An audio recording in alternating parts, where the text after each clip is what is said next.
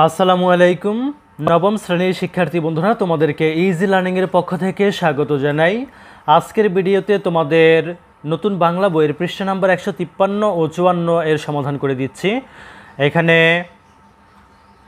6.1.13তে বলেছে জীবনের সঙ্গে কবিতার সম্পর্ক খুঁজি। 100 থেকে 150 শব্দের মধ্যে নিচের প্রশ্নগুলোর উত্তর লেখো।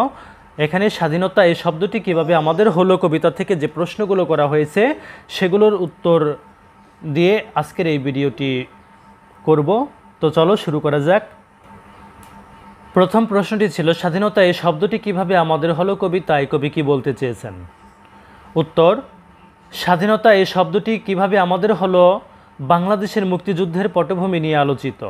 1971 সালের 7 মার্চের বঙ্গবন্ধু শেখ মুজিবুর রহমানের ঐতিহাসিক ভাষণটি নিয়ে এই কবিতাটি লেখা হয়েছে। এই দিনে সমগ্র বাংলাদেশ থেকে লাখ লাখ মানুষ বঙ্গবন্ধু শেখ মুজিবুর রহমানের বক্তব্য শোনার জন্য রেসকোর্স ময়দানে অধীর আগ্রহে অপেক্ষা করছিলেন। সকলের অপেক্ষার প্রহরের অবসান ঘটিয়ে অবশেষে বঙ্গবন্ধু শেখ মুজিবুর রহমান মঞ্চে দাঁড়িয়ে বজ্রকণ্ঠে ঘোষণা দিলেন, এবারের সংগ্রাম আমাদের মুক্তির সংগ্রাম, এবারের সংগ্রাম স্বাধীনতার সংগ্রাম।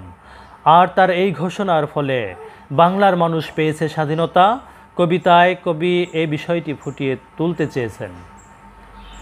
দ্বিতীয় প্রশ্নটি ছিল একটি কবিতা লেখা হবে তার জন্য অপেক্ষা বিশ্লেষণ করো।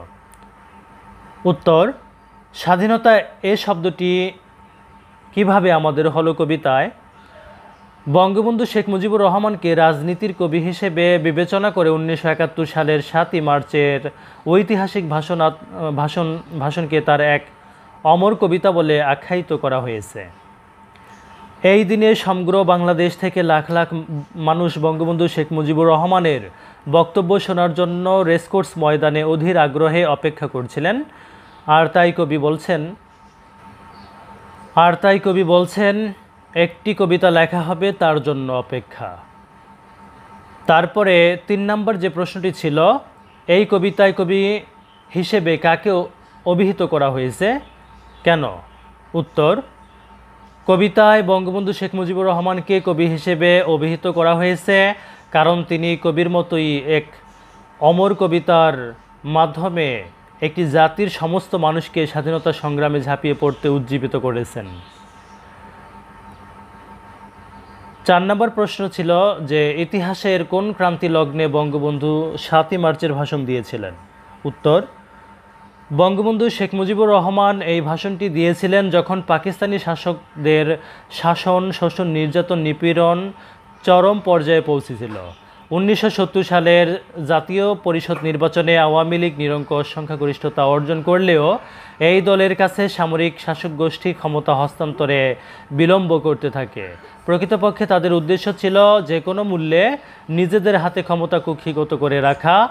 এর ফলে এদেশের সর্বস্তরের মানুষ বিক্ষোভে ফেটে পড়ে হরতাল ও অসহযোগ আন্দোলনে ঝাঁপিয়ে পড়ে। এর অংশ হিসেবে 7 মার্চ রেসকোর্স ময়দানে লাখো জনতার সামনে শাসকদের হঠকারিতা ও অন্যায় তুলে ধরেন এবং জনগণকে তাদের বিরুদ্ধে ঐক্যবদ্ধ সংগ্রামে আহ্বান জানান।